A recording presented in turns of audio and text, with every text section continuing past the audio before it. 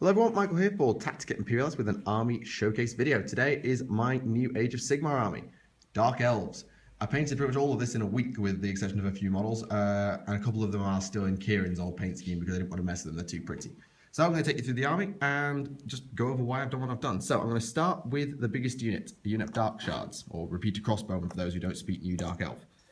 So I've gone with a Mecha Stone Red armor with Ironbreaker trim and Lich Purple robes. Dead simple, and I think it really contrasts quite nicely. This was usually the unit champion because he has a sword. However, I do have a character model here with polearm, shield, and handbow. Unfortunately, there's no option for any of the Dark Elf characters to take handbows anymore, not even Dark Elf Fleet Masters.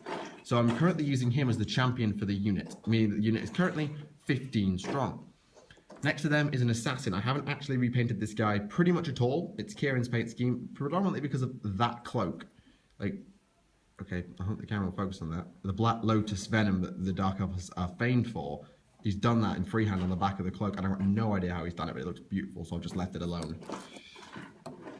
Moving across, we have 10 Black Ark Corsairs with full command. Now, I'm going to be very careful with this guy because he falls over a lot.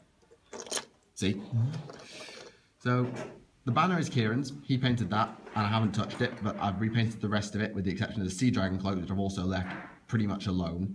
There's a bit more gold trim on the Corsairs, because in my mind at least, they are higher ranking than regular citizen soldiers, even though they're basically like the citizens of Karamkar, I believe. I'm going to hopefully get him to stand back up, there we go.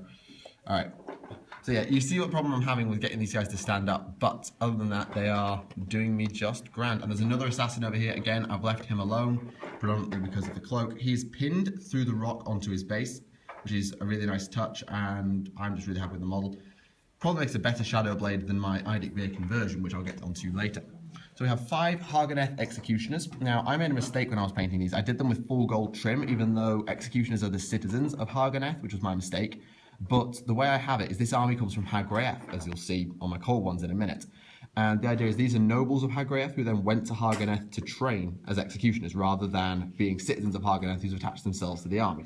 Hence the tied-in paint scheme, and the reason they wear gold trim is because they're actually nobles. Speaking of cold ones, I have a unit of 5 cold one knights at full command. So the really I want to show you is the standard bearer, because I've got a double freehand job done on him.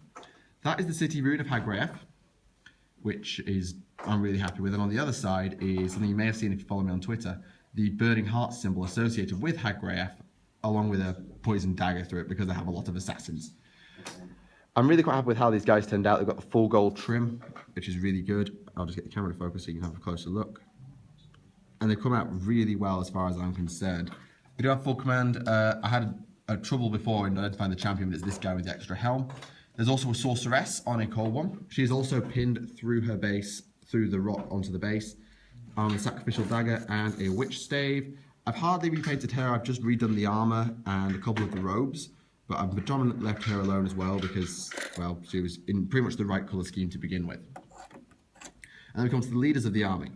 So we have my Shadowblade Assassin conversion, who you've seen from the Idic Beer Get It Painted challenge. Now, an alternate build for him would be to use him as a Dreadlord with twin Exile blades, which is something I'm considering, but it will do...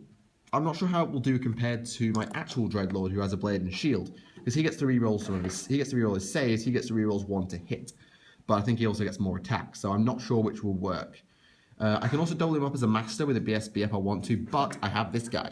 I only painted this yesterday, and it is actually a High Elf Battle Standard Bearer, but I've repainted it to be a Dark Elf one, and that is the Rune of Cain. If you watch the Idic Beer video about this guy, you'll know I was really struggling with the Rune of Cain, but now I've got a big flat surface, I've actually managed to paint the thing, which I'm really, really happy about. So I now have a Master who can stab my Dreadlord in the back if he gets to 1 wound and nick his command ability, which is really, really useful. I also have Lockyer Fellheart, but he is currently blue tacked together because I don't have any super glue, so I've left him out of the showcase. So there you go, that is my army of Exiles. I hope you like it. Let me know what you think of the paint scheme in the comments below. Thank you very much for watching. My name is Michael for Tactica Imperialis, and I'll see you all again.